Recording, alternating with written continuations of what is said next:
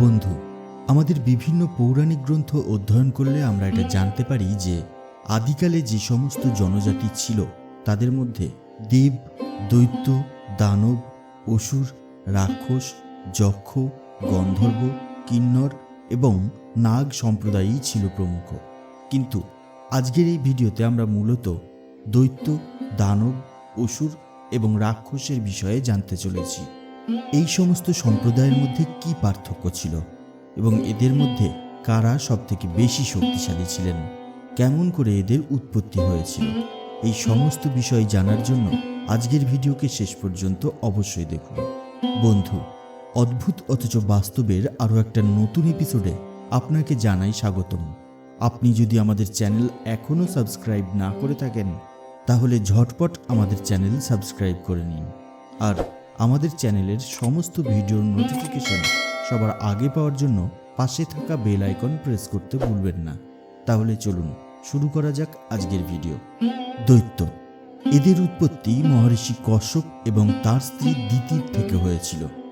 বিভিন্ন পুরাণ অনুসারে দিতির দুজন পুত্র ছিল, একজনের নাম হিরণ্যকশ্যপ আর একজনের নাম হিরণ্যাক্ষ, আর এদের থেকেই দৈত্য জাতি শুরু হয়েছিল। হিরণ্যকশ্যপ এতটাই শক্তিশালী ছিলেন যে প্রাচীনকালে তিনি একসময় 3 লোকের অধিপতিতে পরিণত হন। হিরণ্যকশ্যপকে নরসিংহ অবতার এবং হিরণ্যাক্ষকে বরাহ অবতার বধ করেছিলেন। দুজনেই ভগবান বিষ্ণুর অবতারের হাতেই মারা গিয়েছিলেন। হিরণ্যকশ্যপের পুত্র ছিলেন প্রহ্লাদ, প্রহ্লাদের পুত্র ছিলেন বিরোচন, আর বিরোচনের পুত্র ছিলেন দৈত্যরাজ বলি। রাজা বলির ভক্তিতে প্রসন্ন হয়ে ভগবান বিষ্ণু তাকে পাতালের সুতল লোকের অধিপতি হিসেবে ঘোষণা করেন। দেবরাজ ইন্দ্রের থেকেও অনেক বেশি ধন সম্পত্তি তার কাছে আছে। বর্তমান সময়ে সুতল লোকে দৈত্যরাজ বলি অধিপতি হিসেবে বিরাজ করছেন। শুধু তাই নয়, এই কলিযুগের শেষ পর্যন্ত তিনি সুতল লোকেই বিরাজ করবেন, আর পরবর্তী মন্বন্তরে তিনি ভগবান বিষ্ণুর কৃপায় দেবরাজ ইন্দ্রতে পরিণত হবেন। দৈত্যরাজ বলি সুতল লোকে চলে যাওয়ার পরে দৈত্যদের রাজা হলেন তার পুত্র বানাসুর। মহাভারতকালে এই বানাসুরের সঙ্গে ভগবান শ্রীকৃষ্ণের যুদ্ধ হয়েছিল। দানব, এদের উৎপত্তি মহর্ষি কশ্যপ এবং দক্ষের কন্যা দনুর থেকে হয়েছিল। দনুর বংশজাত, তাই এদের দানব বলা হয়। এরা দৈত্য এবং আদিত্যের ছোট ভাই ছিল। দনুর 34 জন পুত্রের মধ্যে বিপ্রজিৎ সব থেকে বড় ছিলেন, আর প্রথম দিকের দানবদের মধ্যে এই বিপ্রজিৎই প্রমুখ ছিলেন। এরা আকারে খুবই বিশাল হতেন আর তাদের বর্বরতার জন্য বিখ্যাত ছিলেন। মহান শিল্পকার মই একজন দানব ছিলেন, যাকে আমরা ময়দানব হিসেবেই জেনে থাকি। আর এই ময়দানবের কন্যা মন্দাদরীর সঙ্গেই রাবণের বিবাহ হয়েছিল। মহাভারতকালে এই ময়দানবী পাণ্ডবদের ইন্দ্রপ্রস্থ নামক নগরের নির্মাণ করেছিলেন। এছাড়াও বৃত্রাসুর, নমুচি, বাতাপি সহ আরও অনেক দানবের নাম আমরা বিভিন্ন পুরাণে পেয়ে থাকি। মহাভারতকালে কালকেয় নামক দানবের সঙ্গে অর্জুনের যুদ্ধ হয়েছিল। রাক্ষস, এরা দৈত্য আর দানবের থেকে সম্পূর্ণ আলাদা ছিল। রামায়ণ অনুসারে জলকে রক্ষা করার জন্য ব্রহ্মাদেব কিছু জীব উৎপন্ন করেছিলেন, যাদেরকে রাক্ষস এবং যক্ষ বলা হয়ে থাকে। সর্বপ্রথম রাক্ষসদের মধ্যে হেতি এবং প্রহেতি নামে 2 ভাইয়ের উৎপত্তি হয়েছিল, যাদের মধ্যে প্রহেতি একজন তপস্বী ছিলেন আর হেতি ভয়ের সঙ্গে বিবাহ করে নেন, যার ফলে তার বিদ্যুৎকেশ নামক এক পুত্রের প্রাপ্তি হয়।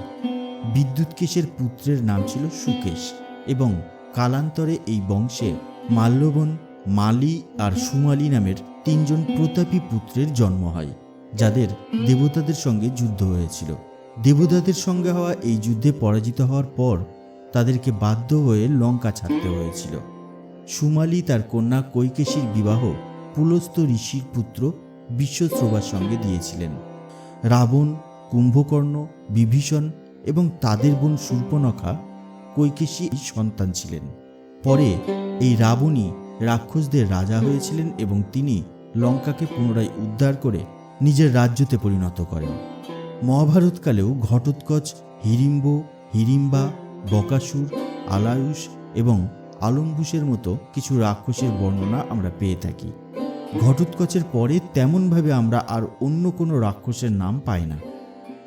আবার অন্যদিকে দৈত্য, দানব তথা রাক্ষসদের মতো অসুর কোনো জাতির নাম ছিল না। আমাদের বিভিন্ন ধর্মগ্রন্থের বিভিন্ন জায়গায় দৈত্যদেরকে অসুর বলেও সম্বোধন করা হয়েছে। অসুর আলাদা কোনো জাতি ছিল না, বরং এই সমস্ত রকম জাতির একটি প্রতীকী শব্দ ছিল, যা সুর অর্থাৎ দেবতা না, তাই হলো অসুর। বিষ্ণু পুরাণ অনুসারে যখন সমুদ্র মন্থন হচ্ছিল, সেই সময় দৈত্যদেরকেই অসুর বলে সম্বোধন করা হয়েছিল, কারণ সেই সময় তারা বারুণী দেবীর দ্বারা পরিবেশন করা সুরাকে অস্বীকার করেছিলেন, আর দেবতারা সেই সুরাকে স্বীকার করেছিলেন।